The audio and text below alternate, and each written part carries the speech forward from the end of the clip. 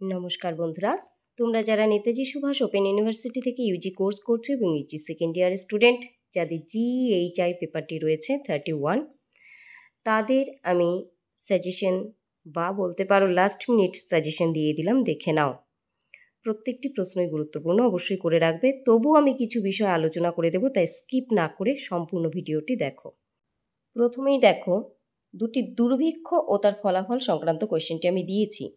তার মধ্যেও যেটি গুরুত্বপূর্ণ আমি স্টার দিয়ে দিয়েছি, 1770 বা 76 সালের মন্বন্তর সম্পর্কে আলোচনা করুন।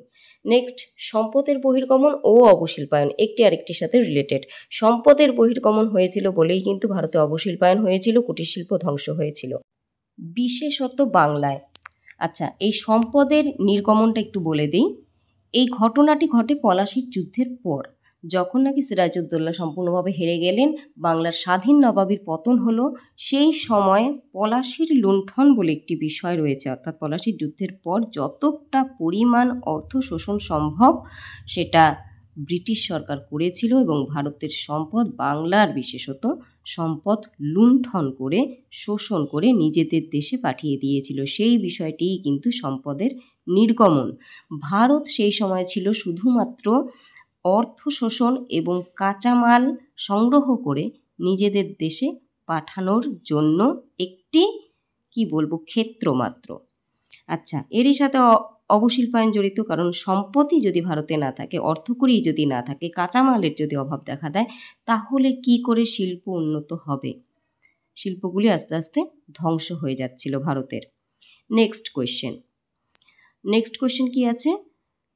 ব্রিটিশ আমলে ভূমি রাজস্ব ব্যবস্থা, অথবা কোশ্চেনটি দিতে পারে হেস্টিংস ও কর্নওয়ালিসের আমলের ভূমি রাজস্ব ব্যবস্থা। এবার দেখো, এখানে কিন্তু প্রচুর প্রশ্নের সমাবেশ। কেন? এখানে রয়েছে একশালা বন্দোবস্ত, পাঁচশালা বন্দোবস্ত, 10 শালা বন্দোবস্ত, চিরস্থায়ী বন্দোবস্ত, রায়তারি ব্যবস্থা, মহলবাড়ি ব্যবস্থা। তাহলে তুমি যদি এই একটি প্রশ্ন করে রাখো, এই একটি প্রশ্ন গোটাও দেয় অনেক সময়, অর্থাৎ এই প্রশ্নটিই তুলে দিল, তাহলে তোমাকে সবগুলি তো লিখতেই হচ্ছে। তাহলে তুমি এই প্রশ্নটি করে রাখো, বাদ বাকি যে ছোট ছোট টুকরোগুলো, সেগুলো আলাদা করে প্রশ্ন উত্তর করবার দরকার নেই, তাতে অনেক বড় হয়ে যাবে।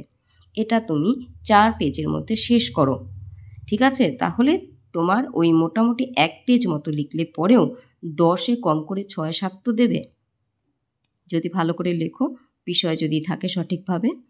আচ্ছা, চিরস্থায়ী বন্দোবস্ত যেমন 10-এর জন্য দিতে পারে, তাহলে চিরস্থায়ী বন্দোবস্ত একটু বড় করে লেখো, বাকিগুলি 5-এর জন্য লেখো।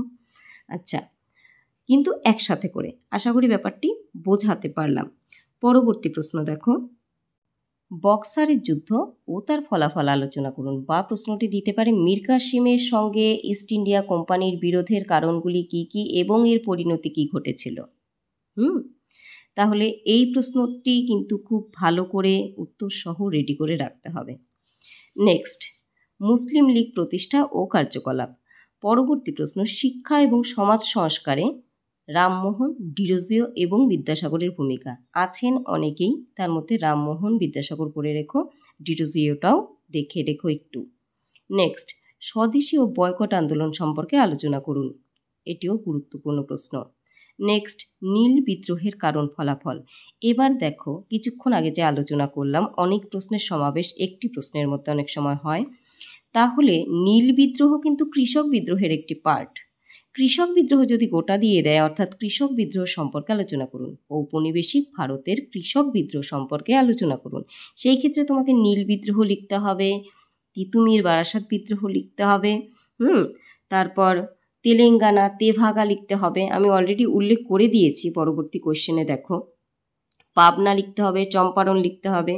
তাহলে একই সাথে নীল বিদ্রোহটা একটু বড় করে দিয়ে একসাথে করে প্রশ্নটা তৈরি করে নাও উত্তর সহ।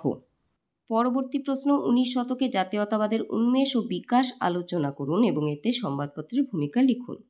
নেক্সট, ঔপনিবেশিক ভারতে প্রাচ্য ও পাশ্চাত্য শিক্ষা নীতি ও তার প্রসার সম্পর্কে সংক্ষেপে আলোচনা করুন।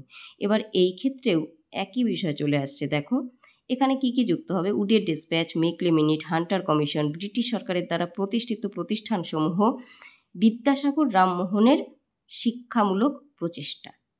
একসাথে করে নোট করে নাও, তাহলে আর উডেড ডিসপ্যাচ, উইকলি মিনিট এগুলো আলাদা করে পড়বার দরকার নেই। যখনই একসঙ্গে থাকবে বিষয়গুলি তখন মনে রাখাটাও সহজ হয়। নেক্সট, অসহযোগ আন্দোলন এবং জাতীয়তাবাদী আন্দোলনে নারীদের ভূমিকা।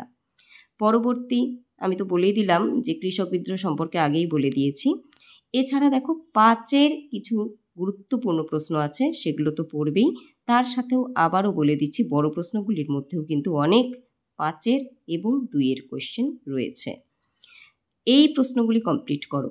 আশা করছি প্রত্যেকটি প্রশ্নই গুরুত্বপূর্ণ তোমাদের জন্য এবং এই প্রশ্নগুলি থেকেই তোমরা কমন পাবে।